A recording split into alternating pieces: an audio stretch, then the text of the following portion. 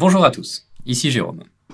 Nouvelle vidéo traitant d'une des nombreuses nouveautés du moment, à savoir le bonus-malus assurance chômage.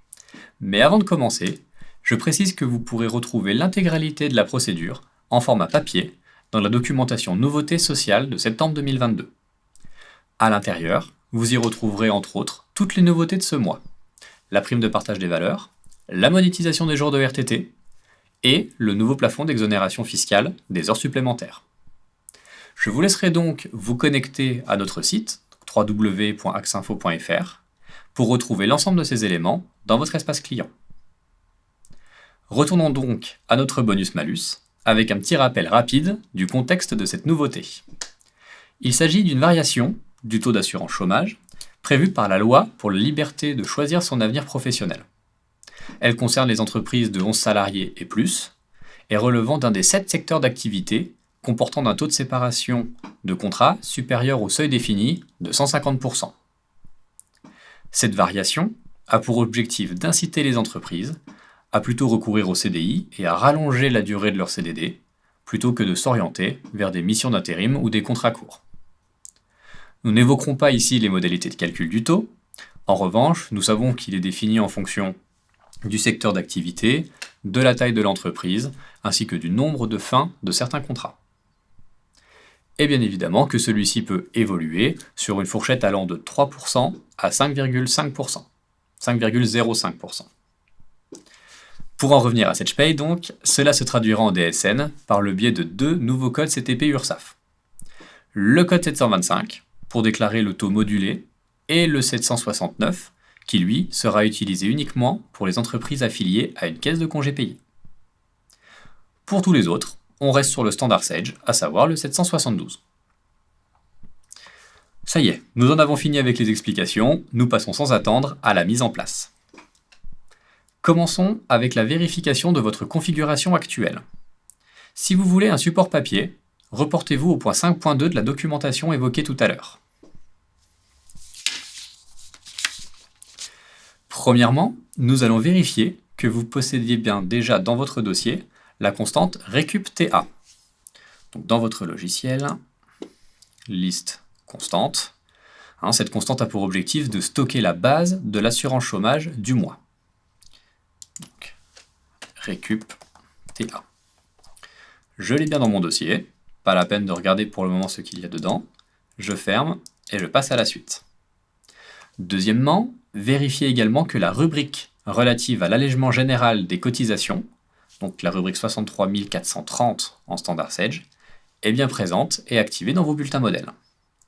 Donc liste, rubrique, 63 430, en double-clic, je l'ai bien déjà, et onglet bulletin modèle. Je valide et je ressors.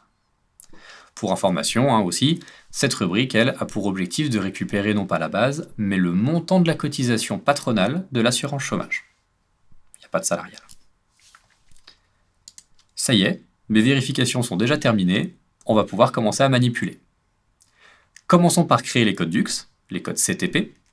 Encore une fois, si vous avez besoin du support papier pour avoir une idée de ce que ça représente, rendez-vous au point 5.3 de la même documentation. Sur votre logiciel, bouton Liste, caisse de cotisation, sélectionnez votre caisse URSSAF. J'en profite pour un petit rappel dédié aux entreprises rattachées à la MSA. Cette étape n'est pas à faire pour vous, car la MSA n'exploite pas ces codes. Rendez-vous dans l'onglet Gestion DUX DSN, puis trouvez le bouton Code. Faites un clic n'importe où pour valider la fenêtre, et cliquez sur le petit plus. Créons ensemble le code 725, donc le même intitulé, bonus, malus, chôme, puis cochez donc les 2 éléments déplafonnés et effectifs. C'est terminé, on valide avec le bouton OK. Pour les entreprises affiliées à la caisse de CP, petit plus une nouvelle fois, 769, bonus, malus, CCP, chôme, peu importe. Et là, de nouveau, nous cochons base déplafonnée et effectif. Voilà, plutôt simple, c'est déjà terminé. Nous allons maintenant récupérer les éléments nécessaires à la mise en place directement depuis le plan de paysage. Mais avant, il faut le mettre à jour. On ressort. Dans votre logiciel, point d'interrogation, téléchargement du plan de paysage. On clique sur télécharger et on patiente le temps du téléchargement. Une fois terminé, fermez la fenêtre, puis sortez du module. Ouvrons donc le PPS, mais avant ça, je ne peux que vous préconiser de réaliser une sauvegarde de tous vos dossiers. Fichier, gestion multisociété. Par défaut, le plan de paysage s'est ouvert. On va commencer à récupérer les éléments. Tout d'abord les constantes, avec la récupération des 3 éléments disponibles dans le code mémo BMAC. Donc constante, option tout en haut, code mémo. Renommons le premier code BMAC. Bonus-malus, assurance chômage, vous l'aurez deviné. Je valide. Cela a renommé mon premier onglet et m'a donc filtré toutes les constantes ayant pour code mémo BMAC. Je les sélectionne tous et je les valide. Donc pour les valider, toujours 2 options qui s'offrent à vous, soit le petit plus en haut, soit le petit plus du clavier. J'ai mes petites étoiles afin de vérifier qu'elles sont bien sélectionnées. Mon compteur en bas est bien passé à 3. Je peux passer à la suite. Avec les rubriques, avec le code mémo BMAC également.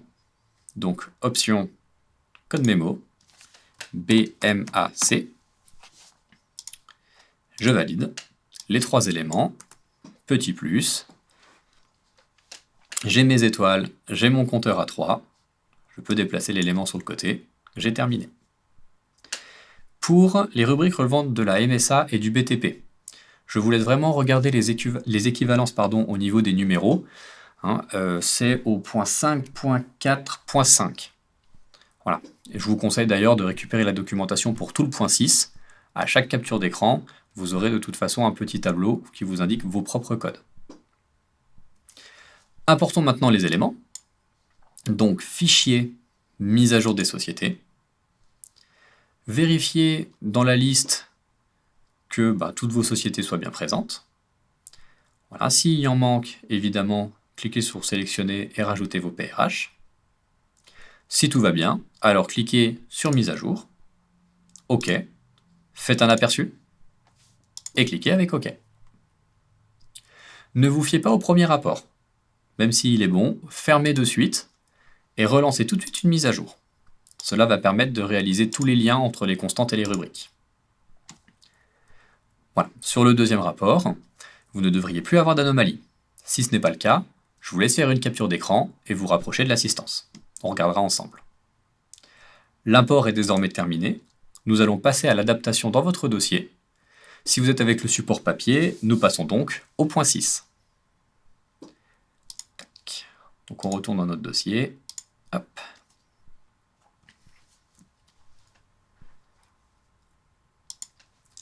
Commençons par les constantes.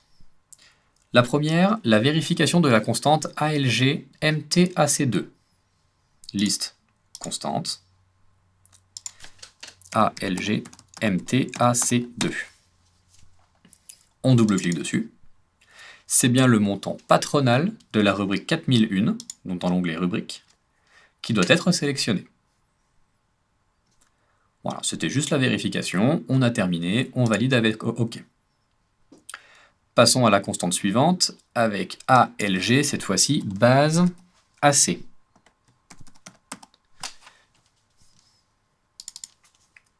Onglet rubrique toujours. Et cette fois-ci, nous allons devoir l'adapter, c'est-à-dire rajouter la 40001 pour aujourd'hui. 1 0 de trop, voilà. Donc c'est bien un plus, c'est bien intermédiaire. Par contre, c'est la base qu'on nous demande de rajouter. Voilà. Attention, de toute façon, sur toutes les constantes et les rubriques qui vont suivre, pensez à chaque fois au sens, à l'élément, donc ici la base, et enfin la période.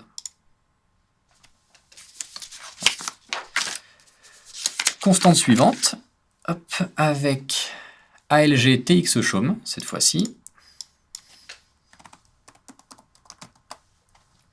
On double-clique dessus. Encore une fois, nous rajoutons la 4001, pardon, je vais y arriver.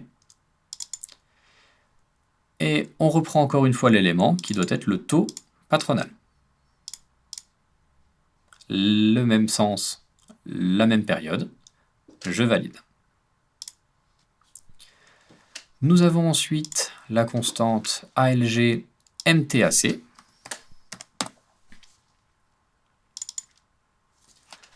Où nous allons rajouter cette fois-ci la 40002 en montant patronal. Je ne vais vraiment pas le faire, voilà. Donc on double-clique dessus à chaque fois, c'est bien un plus, c'est bien intermédiaire, mais c'est le montant patronal. C'est fini, on valide et on passe à la suite. Nous revenons sur la première constante vérifiée au début de vidéo, récup TA. Récup TA, cette fois-ci, doit contenir l'AGS. Donc on insère la 42000, on double-clique et on rajoute la base commencez à connaître. Enfin, nous modifierons la dernière constante BC base AC, où nous rajouterons la 40001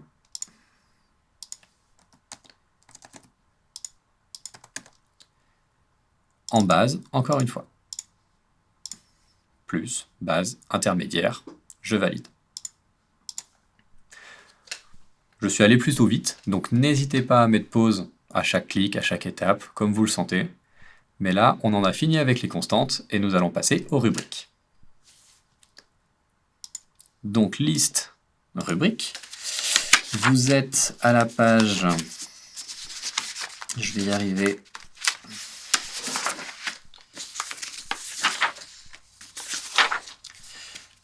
Vous êtes au point 6.1.2, si la doc ne change pas à la page 27. Et nous allons modifier la rubrique 40002. Donc liste rubrique 40002. Onglet calcul.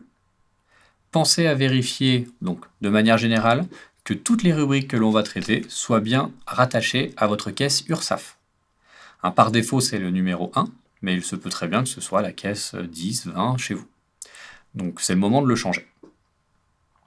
Nous, on va laisser le 1 et on va s'intéresser au code DUX. Dans la 40002, c'est le code DUX 725 que nous avons créé tout à l'heure, qui doit être inscrit.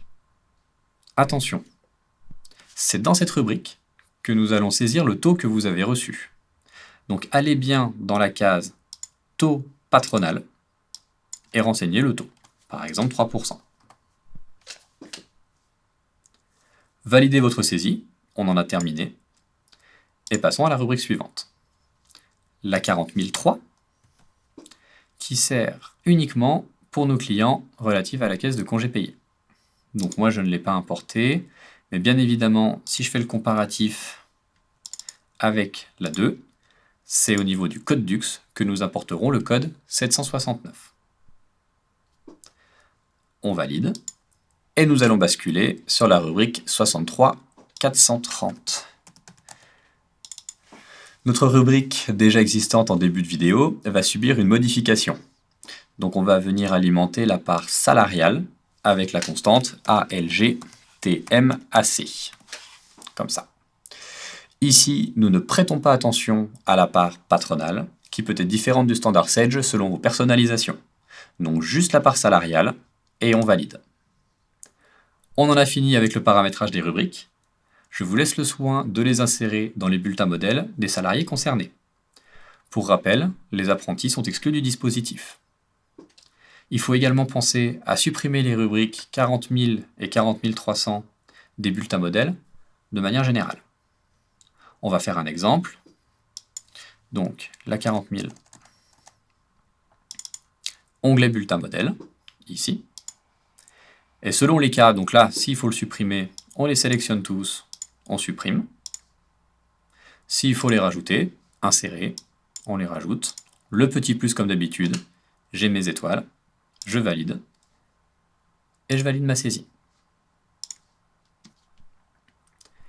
Et enfin, n'oubliez pas de reprendre la modélisation comptable pour ceux qui s'en servent. Cela concerne la rubrique 40002. Si vous avez besoin d'aide, renotez avec la comptabilité les comptes comptables impactés et revenez vers l'assistance. Nous finirons cette vidéo sur la mise à jour des variables. Il y en a 4. La variable DSN montant base assujetti, donc liste variable. Donc montant base assujetti, où nous allons voir si la 40002 est bien en plus avec la base et l'énuméré 7. Bon, ça fait beaucoup de codes d'un coup, on va les regarder ensemble. Donc la 40002, on double-clique dessus, j'ai bien le sens, toujours, l'élément, la base, l'énuméré 07. Donc je valide. Je passe à la variable suivante, DSN, cette fois-ci, montant assiette.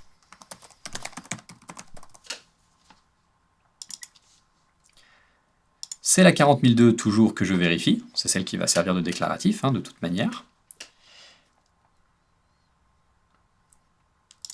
On me demande de vérifier que ce soit bien un plus, une base, un énuméré 0,40 et un énuméré par an 0,7. Tout est OK pour moi, je valide.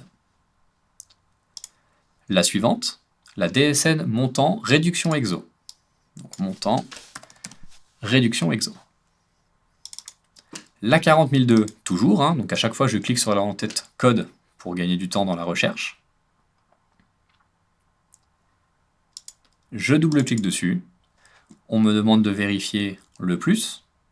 Cette fois-ci en élément le montant patronal. Et toujours mes deux codes 0,40 et 0,7. Et enfin, pour finir, la DSN taux cotisation, pardon.